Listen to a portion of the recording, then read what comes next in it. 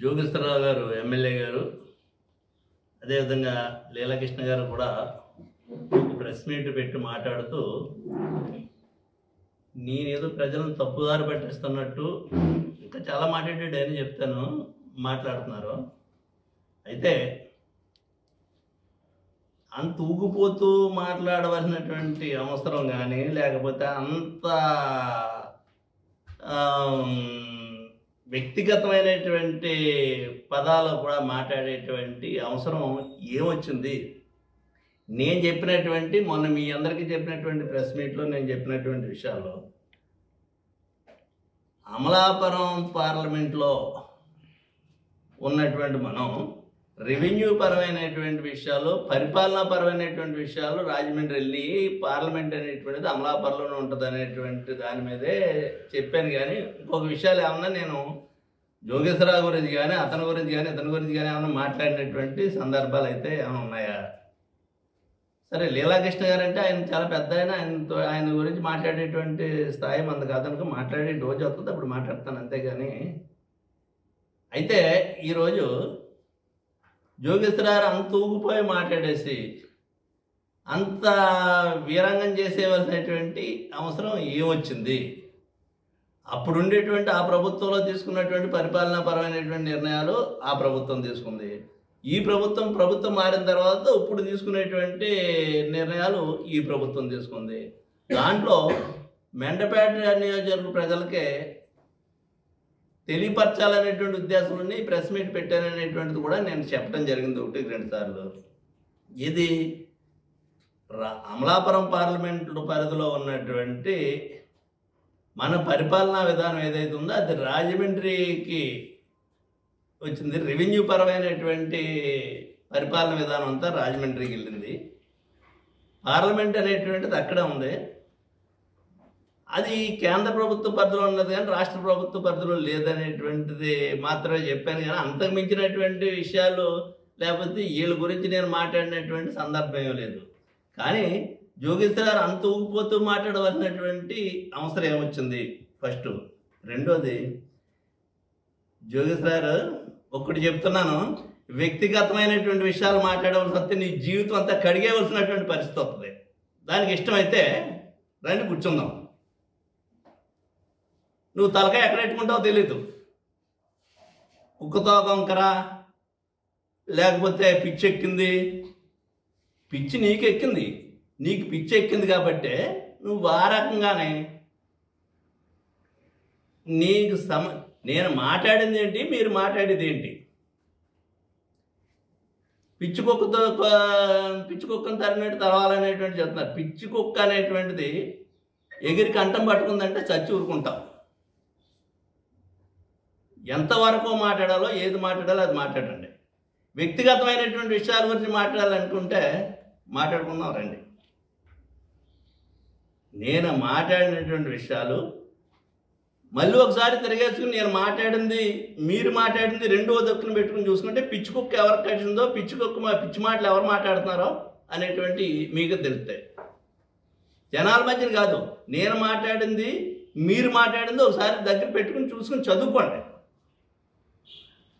ఇటువంటి తప్పుడు మాటలు మాట్లాడితే రాజకీయపరమైనటువంటి విషయాలు మాట్లాడితే రాజకీయపరంగా సమాధానం చెప్తాను. లేదు ఇంకో రకమైనటువంటి మాటలు మాట్లాడతానంటే ఇదే రకమైనటువంటి మాటలు ఇంకోసారి మాట్లాడితే నేను మాట్లాడేటువంటి భాష వేరేగా ఉంటుంది. ఇది మాత్రం మీరు గుర్తుపెట్టుకోండి, మంచిది కాదు. నేను మళ్ళీ ప్రజలకు కూడా చెప్తున్నాను ఈ సందర్భంగానే, నేను మాట్లాడినటువంటి నా స్టేట్మెంట్ చూసుకోండి, జోగేశ్వరరావు మాట్లాడిన చూసుకోండి. నేను అతని గురించి తప్పుడుగా మాట్లాడటం కానీ లేకపోతే ఇదేదో ఇంకోటని కానీ ఏం చెప్పలేదు కదా. నేను ప్రజలకి అవగాహన చేయడం కోసం అమలాపురం పార్లమెంట్లోంచి రాజమండ్రి పార్లమెంట్లోకి కలిసిపోయింది కదా అని చెప్పేసి చాలామంది నాతోటి మాట్లాడటం, నన్ను అడగటం కూడా జరిగింది. కాదు నాయన అనేటువంటిది నాకు తెలుసున్నటువంటి విషయం పత్రికాముఖంగా ప్రజలకు తెలియపరచాలనేటువంటి ఉద్దేశంలోనే ఈ సమావేశం ఏర్పాటు చేసి నిన్న చెప్పడం జరిగింది. ఈ ప్రస్తావనే లేదు నేను మాట్లాడిన దాంట్లో. పరిపాలనాపరమైనటువంటి విధంగానే రాజమండ్రి మారిందని చెప్పాను. నాకు రామచంద్రపురం మీద ప్రేమ లేకపోతే ఇంకో దాని మీద ప్రేమ అనేటువంటి చెప్తున్నారు. ఎందుకు ఉండదు? దాని గురించి ఇక్కడ నేనేమన్నా వ్యతిరేకమైనటువంటి కార్యకలాపాలు చేస్తే మీరు అనుకోవచ్చు.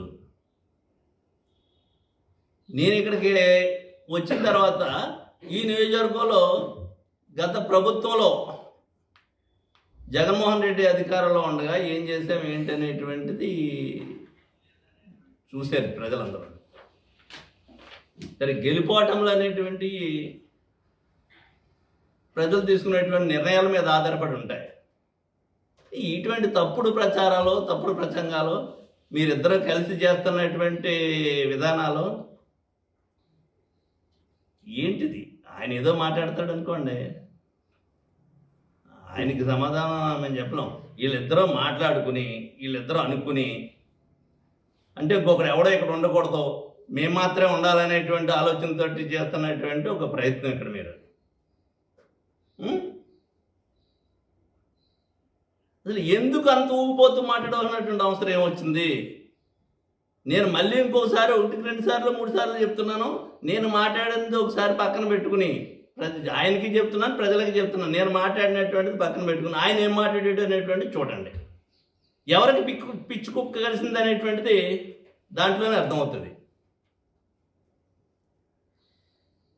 మళ్ళీ ఇంకోసారి చెప్తున్నాను, వ్యక్తిగతంగా మీరు మాట్లాడేటువంటి విషయాలు ఉంటే నేను ఎప్పుడూ మాట్లాడలేదు. అది నా సంస్కృతి కాదు. వ్యక్తిగతంగా మాట్లాడవలసి ఉంటే మీకు సిగ్గుందో లేదో నాకు తెలియదు, కానీ నేను వ్యక్తిగతంగా మాట్లాడాల్సి వస్తే చాలా ఇబ్బందులు పడతారు. దయచేసి రాజకీయపరమైనటువంటి మాటలే మాట్లాడుకుందాం, రాజకీయపరమైనటువంటి వివాదాలే చేసుకుందాం. అంతేగాని వ్యక్తిగతంగా పిచ్చుకుక్కను తరిగినట్టు తరవండి, కుక్కతో కంకరా.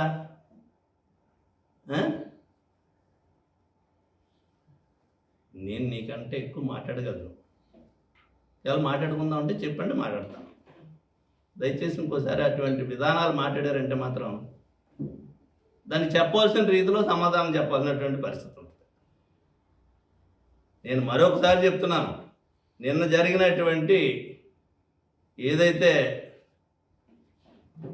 మెండపేట నియోజకవర్గాన్ని తీసుకెళ్ళి పరిపాలనా విధానమైనటువంటి విధానం అంతా కూడా రాజమండ్రిలో కలిసింది. అమలాపురం పార్లమెంట్ అనేటువంటిది అమలాపురం పార్లమెంట్లో ఉంది. అది నేను మాట్లాడేటప్పుడు 2008లో ఎప్పుడో డీలిమిటేషన్ అవుతుంది అనేటువంటి చెప్పారు.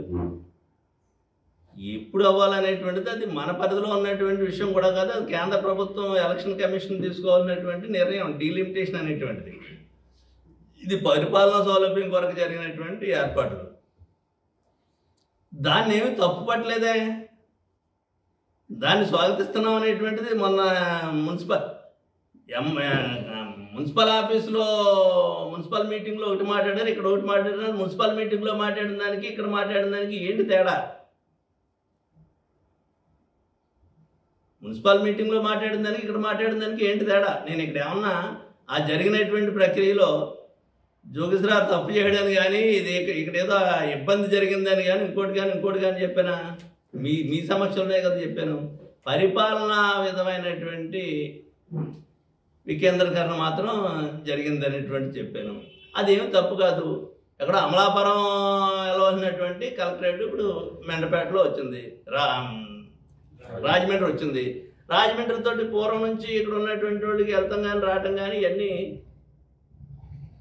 ఈ మరి లేనిపోయినటువంటి పిచ్చి కుక్క అరిసినట్టు మాట్లాడుతున్నారు అనేటువంటిది, కుక్కతో కొంకర అనేటువంటిది వ్యక్తిగతమైనటువంటి రాజకీయ పరంగా మాట్లాడండి. వ్యక్తిగతమైనటువంటి విధానాలు మాట్లాడాలంటే చాలా మాట్లాడవలసి ఉంటాయి.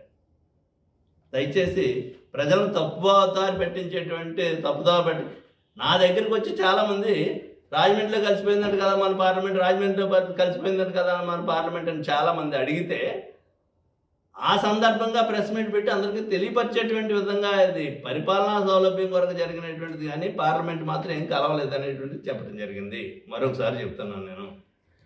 ఇంకొకసారి నేను మాట్లాడినటువంటి ప్రెస్ మీట్ కానీ లేకపోతే మీరు మాట్లాడింది కానీ ఒక పక్కన పెట్టుకుని 1-2 సార్లు చదువుకుని చూసుకోండి.